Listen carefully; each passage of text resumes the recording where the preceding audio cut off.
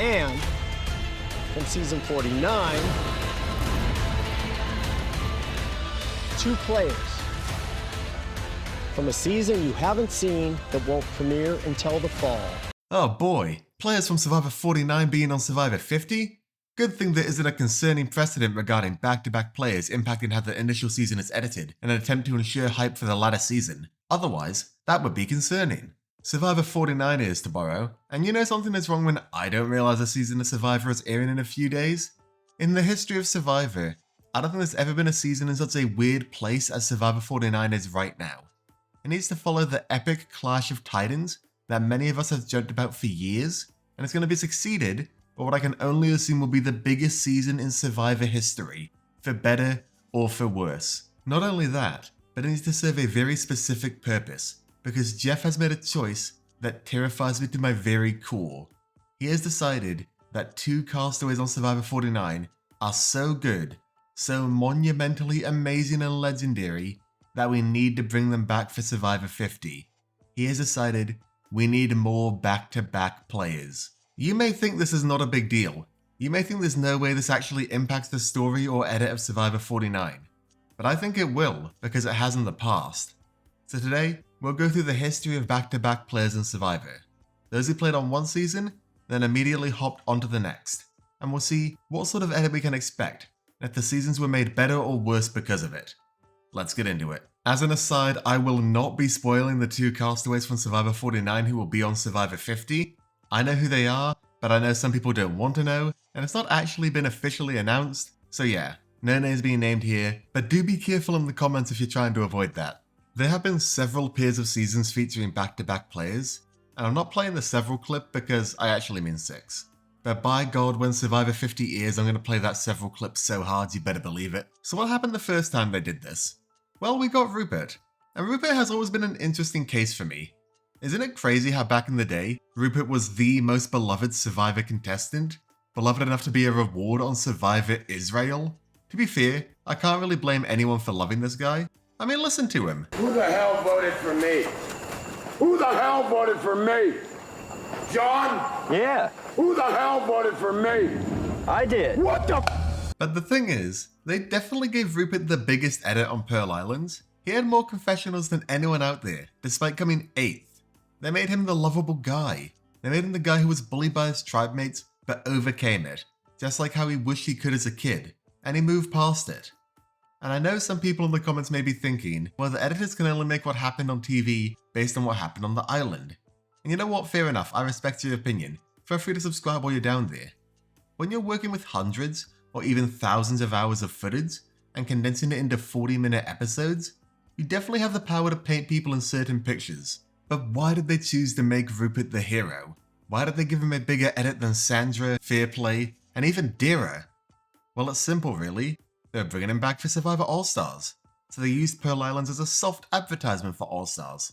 Because if you know someone is coming back the very next season, why not make sure the audience loves them? But Hino, you're just being dramatic. Surely there are multiple examples of this happening that you're now going to cite systematically for the remainder of the video.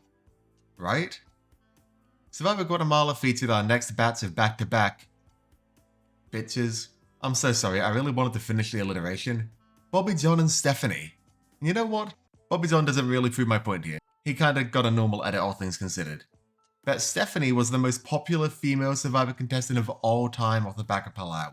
She got the biggest edit of that season. It may not have entirely been because she was coming back for Guatemala, especially considering Palau was done airing before they began filming, but I'm sure production had some kind of idea of what they wanted for Guatemala while editing Palau. And yes, I do know the original plan for Survivor Guatemala was to bring back Jonathan and Wanda, which I'm not saying would have been a better season of Survivor, but I am saying it would have been a funnier season of Survivor. At first you thought, oh, that's so cute, look, Wanda singing, oh, how, and then she just kept going, and going, and going, and everybody was just like, is she gonna stop? Although it would lead to us missing out on one of my favorite Survivor scenes.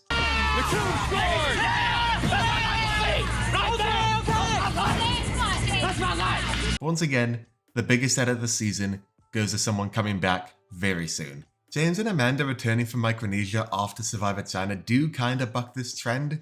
James was extremely popular, but he didn't get a dominating edit like the previous 2 instances had, and Amanda got a pretty standard losing finalist edit. but I think the fans' mediocre reaction to her announcement says it all. Next member of the favorites team, Amanda from Survivor China. We will ignore the fact they hadn't actually seen much of China before filming here, but I do think these 3 cases pretty reasonably establish that yes, Survivor is in fact a TV show that plans things in advance, and if they know they're bringing a returning player back next season, they're going to do what they can to ensure that player is beloved, at the very least, remembered. But now we get to the season where they took this concept and turned it to 11. The season that makes me fear for Survivor 49 the most. We get Survivor Samoa and Russell Hantz. I don't think a single season of Survivor has been influenced by a single marketing decision as much as Survivor Samoa was influenced by CBS trying to promote Survivor heroes versus villains. Samoa was famously the Russell Hantz show. He got 108 confessionals.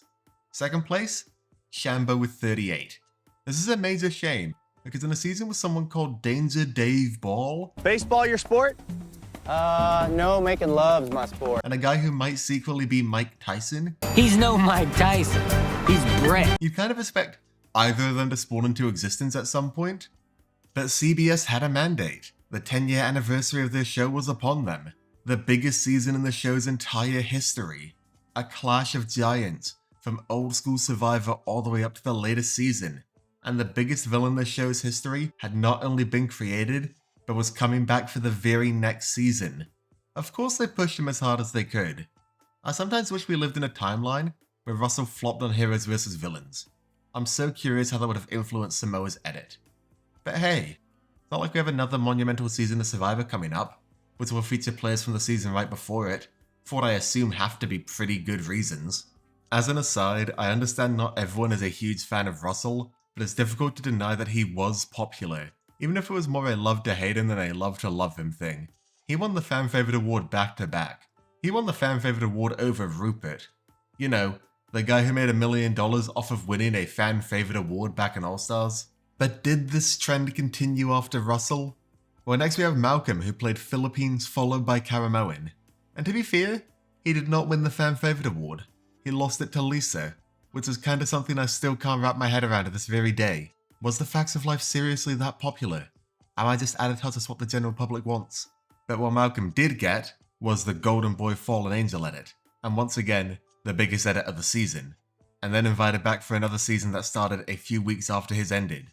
In fact, I'm pretty sure he was invited back the day he was voted out. Production was editing Philippines knowing Malcolm was coming back. Allegedly, Malcolm was a bit more of a villain out there, but we got to see his fun, charming side instead to ensure we fell in love with him. Now, really keen-eyed viewers may note that I mentioned this phenomenon had only happened 6 times, when in reality, it actually has happened several times. Several means 7 in Jelinski's book. Because of Survivor Worlds Apart into Survivor Cambodia. Cambodia is weird to talk about, because there were 4 castaways on the ballot. Mike, Carolyn, Shirin, and Joe. All from Worlds Apart. And the only thing production knew for certain is that Mike wasn't going to be on. Everyone else, they had to make at least slightly likable. Joe was by far the most popular, but wouldn't say he had a massive edit. I kinda wish they could have done something like this for 50, where it wouldn't be able to impact 49 directly, but alas. Either way, this doesn't really count. Arguably, production could have influenced the results of the Cambodia cast ballot by editing Worlds Apart, and considering what we've heard about Joe since then, maybe they did that? But I'm not entirely convinced. The last instance of this happening, before now at least, was in Survivor Millennials vs Gen X going into Survivor Game Changers with Zeke and Michaela. And this one is weird, because Game Changers is kind of weird. Aside from Bobby John, who's a special case, Zeke and Michaela are the earliest boots that became back-to-back players. Zeke came 9th, which to be fair, is only 1 away from Rupert, and Michaela came 14th. So it's difficult to say either of them got super over-edited compared to what we'd expect. Certainly nothing on Rupert or Russell's level. This one might actually break all the rules I thought I knew about back-to-back returning players. Think of all the big characters we've talked about so far. Rupert, King of the Pirates. Stephanie, the last woman standing. James, the Gravedigger. I mean, you're an interesting guy. What do you do? Bury people.